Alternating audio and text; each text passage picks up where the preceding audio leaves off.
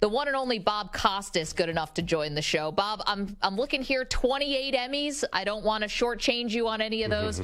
12 Olympic Games, encyclopedic knowledge of the Olympics, of course, the foremost authority on baseball. Still calling games, obviously, for MLB Network. You got Braves, Phillies, and Yankees, Mariners all this week. Thanks for making time for us today. How are you? Hi, Maggie. And listen, Andrew, Dan Patrick's show has taken such a nosedive in your absence. Fritzy's already sending out resumes. The whole mothership is sinking, but I'm glad you're with Maggie and that you have a career. Wow. Yeah, I'm a glue guy, Bob. You know that. So yeah, right. I think Dan will be okay. I have a feeling Dan has the talent to get through this one, though, Bob. Yeah, he's squeaking by, so far as I can tell. Yeah, tell him that we miss him, too. But, Bob, we had to have you on today because we're starting our great debate series of this summer, and we wanted to get your opinion. We have top 25 athletes of the 2000s. We have revealed 25 through 21 today. Now, quickly, let me go through them. 25, Shaun White. 24, Alexander Ovechkin. 23, Shohei Otani. 22, Floyd Mayweather. 21, Clayton Kershaw. Now, first, before we get to the bad news, let's do the good news. Yeah. Does Shohei Otani deserve to be on this list, in your opinion? Yes. Yeah, I think already. And by the time he's done, barring something catastrophic, he'll be much higher on that list. Remember when ESPN did the top 50 athletes of the 20th century? So that ends at 2000. And you knew that Tiger Woods was going to be on that list, eventually. You knew by then, but he just hadn't quite done enough. So 23 might even be a little bit too low for Otani as of right now. But certainly it'll be too low in 5 years. But he belongs somewhere on the list, so I have no problem. Wait, Bob, do you think he'll continue to pitch and hit? He better, for the sake of whoever lays out $600 million or whatever it is for the next 10 years. And if all of a sudden he says, okay, I already signed, I only want a DH, then you're going to have a problem. Bob Costas is joining us, of course, the 28-time Emmy winner. All right, so here we actually played a game of rock, paper, scissors in the break to see who was going to be the one to break this news to you, Bob. I lost. So it's my duty to tell you that Mike Trout did not make this list. And I feel like every time I say it, I should duck, like someone's going to throw a rotten tomato my direction. He did not make this list. Forgivable, unforgivable? Debatable, if I can thread that needle. Look, I think Mike Trout, by consensus, until Otani comes along and he's a unicorn and he's just phenomenal and he's a historic player, even if he retires tomorrow. But by consensus for the past decade, Mike Trout has been the best player in baseball. Clayton Kershaw is a sure first ballot, probably near unanimous Hall of Famer. But the consensus that he was the best pitcher in baseball for as long a period of time, maybe a 3 or 4 year period of time, but for as long a period of time as Mike Trout was considered the best overall player in baseball, not as close. I think that Mike Trout would probably rank higher if you put together a group of knowledgeable baseball observers and said, who are the greatest outfielders of all time? I think Trout would rank higher on that list than Kershaw would rank among the pitchers. But there's no disrespect there for Clayton Kershaw. He's a 3-time Cy Young Award winner. He's a great person. But if he's 21, then Trout should be somewhere near there. What about the lack of postseason success, Bob? Well, it's not his fault. If you don't get in, they don't let you get in the ring. You can't be penalized for that. They certainly didn't. The reason they didn't make the playoffs, except for 1 3-and-out in the division series, wasn't because Mike Trout sucked. It was despite his greatness that they didn't make it to the postseason. And this year, they're at least flirting with the possibility. What about Mike Trout's personality? He's sort of reluctant about being the face of the game. You said baseball insiders were certainly pick him. To the casual fan, do you think he has gone down a few notches because he is a quiet person? I don't know if he's gone down, but he didn't go up as high as he could have, A, because of that, but B, most important, because the Angels just never got him anywhere close to center stage. That's really it. There are a number of contemporary players not nearly as accomplished as him, not just in baseball, but in football and in basketball, for example, who are probably better known to casual fans than Mike Trout through no fault of his own. But he was the best position player in baseball for the better part of a decade. Bob Costas, our guest, he's calling Braves, Phillies, and Yankees, Mariners. Going to see a lot of good baseball there this week for MLB Network. You know, Bob, just taking it behind the scenes for a little bit, we know that with baseball, you know, postseason success is not generally an indicator of what type of career you had. You know, we know Ernie Banks never played in the postseason in the Hall of Fame. We get all that.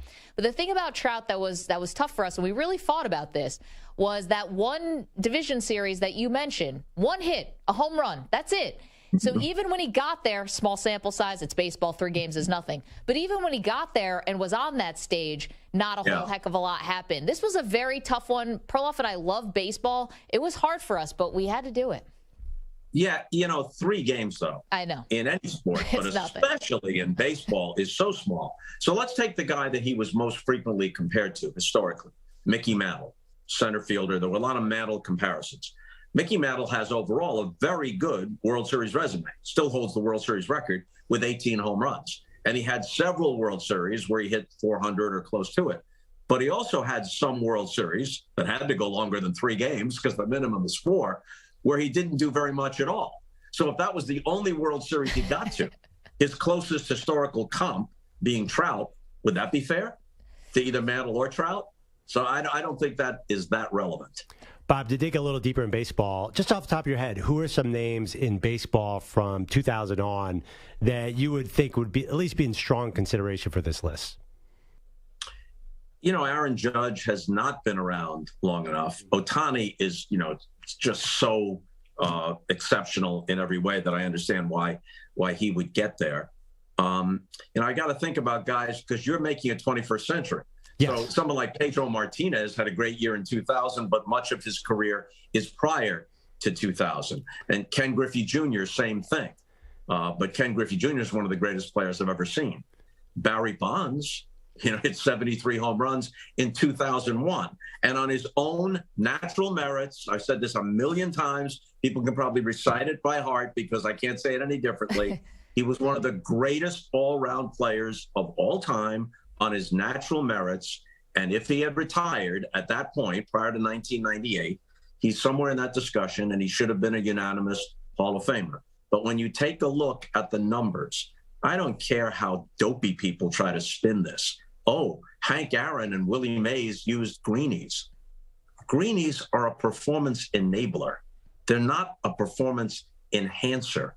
Where was the grotesque distortion of statistics and performances in the 50s and 60s and 70s when Hall of Fame players and other players may have been popping amphetamines? It just doesn't add up. You take a look at the numbers, you know, Sosa, McGuire, and Bonds all had established, and they're not the only ones, but at the top of that pyramid, they all had established track records over a long period of time and then exceeded that exponentially, especially Bonds. So if people want to hold that against him, especially if we're talking about the 21st century, where he put up video game numbers, where he was intentionally walked more times in single seasons than great Hall of Famers were in their entire careers. Okay, if we're not going to hold that against him, then Barry Bonds belongs on that list.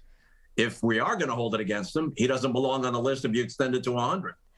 We are holding that against him, Bob, and we realize we have some people on this list who would not be described as saints. We know that. There are Floyd Mayweather and others on this list. Mean Drew Brees is not on the list? Yeah, he may have. No, he is not on the list. Yeah, that was a little thing I did there with Saint. We liked it. We said before no angels, and our producer made a joke. But Otani's on the list, and so I was trying to avoid that. Bob Costas, it's a good time to mention part of the Baseball Hall of Fame. This is why we had to come to you, Bob, because you're the foremost authority on this sport, but you also are the, you know, have an encyclopedic knowledge of the Olympics, where many Olympians do make this list. Now, I want to tell you who they are, but I'm not going to say what number they are or whatever.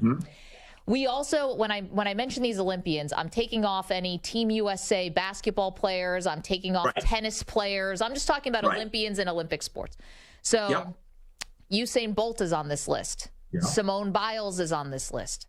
Michael Phelps is on this list, and as you already heard, Shaun White is on this list. Gut reaction. What'd we get wrong? I don't think he got anything wrong. I think Bolt and Phelps have to rank higher only because Biles only did it in one Olympics. But what she did was so magnificent that by acclamation, there's almost no disagreement that she is the greatest gymnast, female gymnast, of all time. She exceeded everybody.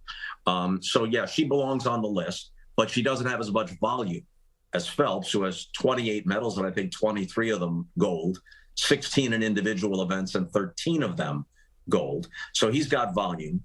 And Usain Bolt, 3 times won the 100 and the 200, plus picked up another gold in relays, I guess, in the 400, 4x100 relay. No one ever did that. Carl Lewis and Jesse Owens were more well-rounded Olympians, but last time I checked, they weren't involved in the 21st century. So, Usain Bolt is, he belongs there. He's the fastest human, so far as we know, of all time, unless someone back before recorded history was running around caves faster than that. So we'll have to say he's the fastest guy, and Phelps is the most accomplished Olympian. Of course, swimmers and people in certain events have advantages because there are more medals on offer to them. But still, you can't deny what Phelps did. So I think you did well with that. There's one issue, Bob, we had where there's a sport like swimming where there are so many participants, X amount of participants, but it's a sort of a smaller world. Where soccer, there's millions and millions of kids who want to be great soccer players. Do you ding somebody because they're in what might be called a niche sport or a sport that's not accessible to everybody? No, when you're talking about the Olympics, it's good that they expanded to include soccer and, as Maggie said, tennis, and now there's even golf in the Olympics, and baseball's been in and out, and softball's in it, and basketball is certainly an important part of it. But when we talk about the greatest Olympians, I think you have to talk about individual performers. So, good for everybody, good for the women more so than the men when it comes to U.S. soccer, be it the World Cup or the Olympics. But it's a team sport, so I can't put any soccer player on this list. But you're okay putting a swimmer in the top 10 and having him next to an NBA athlete and a boxer and everything. Sure. I mean, they might have to excel to a greater extent, perhaps. But what could you hold against Phelps? Phelps did that, and then some. So he belongs, sure.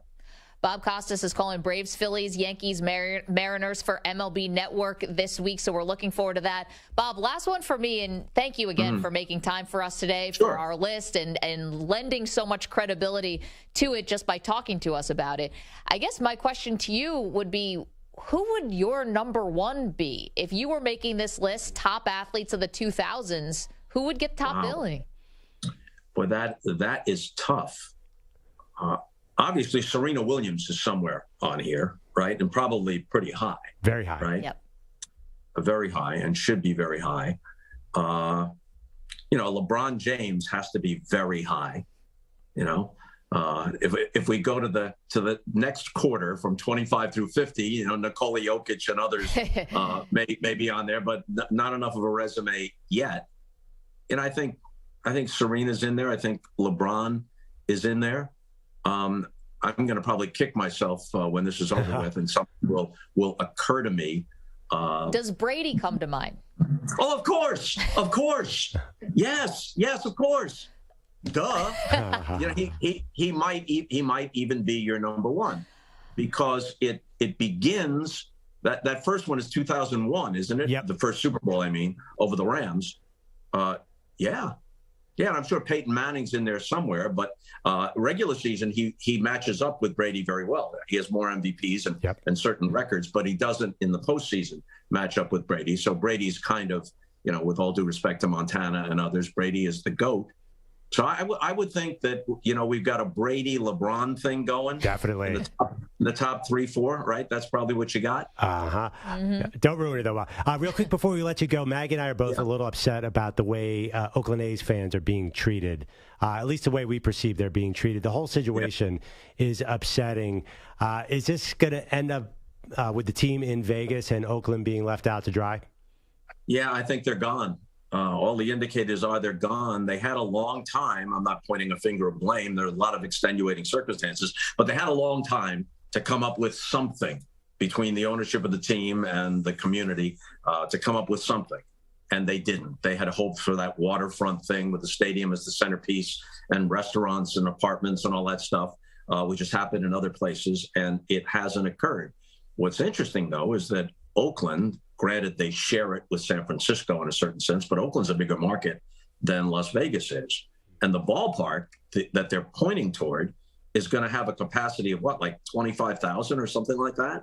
And in the meantime, they got to play in a 10,000-seat minor league stadium. So I don't know how the monetary aspect adds up in the short term.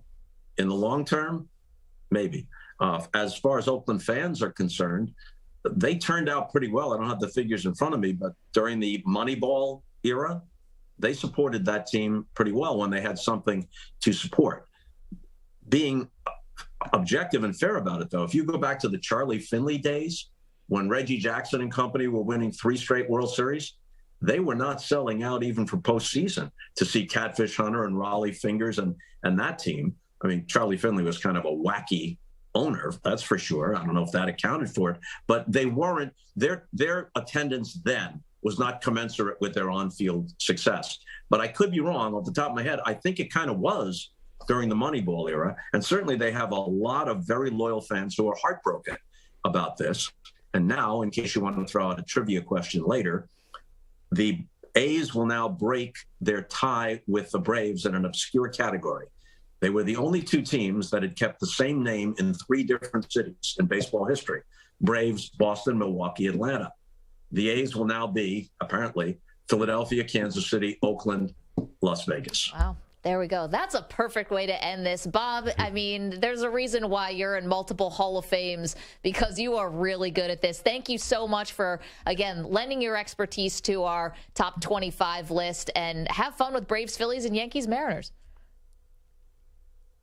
Thank you. I'm looking forward to seeing the full list, much of which I will agree with, and some of which will cause outrage.